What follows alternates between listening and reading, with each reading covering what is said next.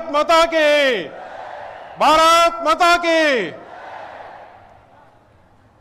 భారతదేశ రూపురేఖలు మార్చేసిన మన ప్రధాని గౌరవనీయులు శ్రీ నరేంద్ర మోడీ గారికి ఆంధ్రప్రదేశ్ రాష్ట్ర ప్రజల తరపున నేను ప్రాతినిధ్యం వహిస్తున్న అనకాపల్లి పార్లమెంట్ నియోజకవర్గ ప్రజల తరపున స్వాగతం సుస్వాగతం.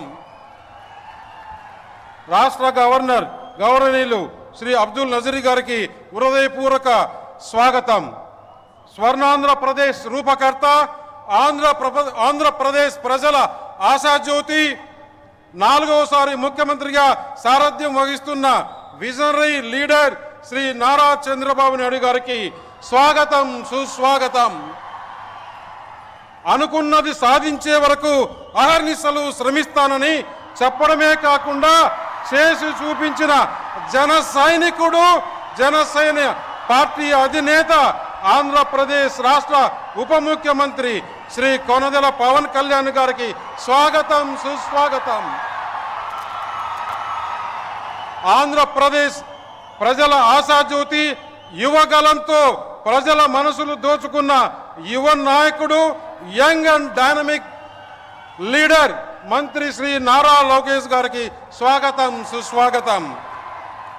అతి పిన్న వయసులోనే కేంద్ర మంత్రివర్గంలో స్థానం పొంది దేశ ప్రజానికం గర్వించే విధంగా తన బాధ్యతలు నిర్వహిస్తున్న యువ కిషోరం శ్రీ కింజరపు రామ్మోహన్ రెడ్డి గారికి స్వాగతం. కేంద్ర రాష్ట్ర మంత్రులు, పార్లమెంట్, శాసన మండలి, శాసనసభ సభ్యులకు హృదయపూర్వక స్వాగతం. ఈరోజు మన ప్రధాన మంత్రి శ్రీ నరేంద్ర మోడీ గారి సభకు విచ్చేసిన ఉత్తరాంధ్ర సోదరీమణులకు, మీడియా మిత్రులకు స్వాగతం సుస్వాగతం. ఇది ఒక మహోన్నతమైన రోజు. ఇటీవల ఎన్నికల్లో ఎన్డీఏ అఖండ విజయంతో 3వసారి భారత ప్రధానిగా బాధ్యతలు చేపట్టిన తర్వాత గౌరవనీయులు శ్రీ నరేంద్ర మోడీ గారు ఆంధ్రప్రదేశ్కు రావడం ఇదే మొదటిసారి. ఆంధ్రప్రదేశ్ పారిశ్రామిక ముఖ చిత్రాన్ని సమూలంగా మార్చేసిన 2 లక్షల కోట్ల రూపాయల విలువైన పరిశ్రమలు శంకుస్థాపన చేసేందుకు ప్రధాని శ్రీ నరేంద్ర మోడీ గారు స్వయంగా ఇక్కడికి రావటం, వాటిలో 2 మెగా ప్రాజెక్టులు నేను ప్రాతినిధ్యం వహిస్తున్న అనకాపల్లి లోక్సభ స్థానం పరిధిలోనే ఉండటం నా జన్మ ధన్యమైంది. ముఖ్యంగా 3 విషయాలు.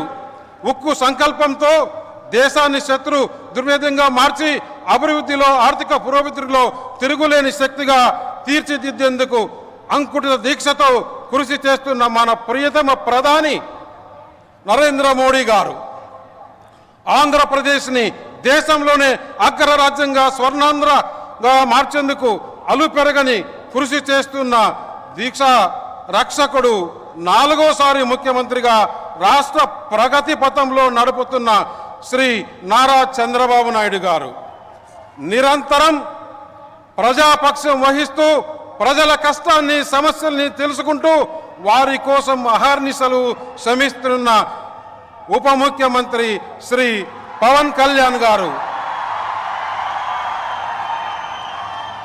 ఈ త్రిమూర్తులు చేతులు కలిపితే ఎదురే లేదని ఇటీవల ఎన్నికల్లో మరోసారి రుజువు చేశాయి.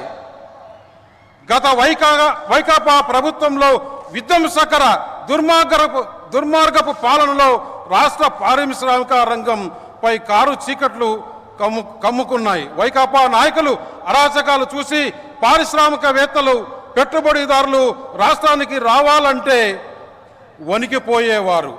అప్పటికే ఉన్న పరిశ్రమల్ని కూడా వైకాపా నాయకులు భయపట్టి రాష్ట్రం నుంచి తరిమేశారు.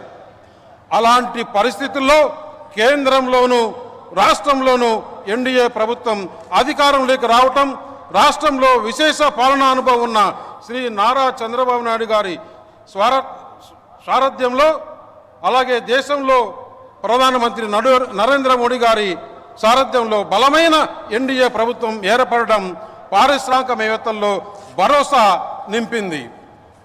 రాష్ట్ర పారిశ్రామిక రంగంలో చీకట్లు తొలగి కొత్త వెలుగులు ప్రవర్తిస్తున్నాయి. దానికి నిదర్శనమే 2 లక్షల కోట్లకు మన ప్రధాని శ్రీ నరేంద్ర మోడీ గారు శంకుస్థాపన చేయడం.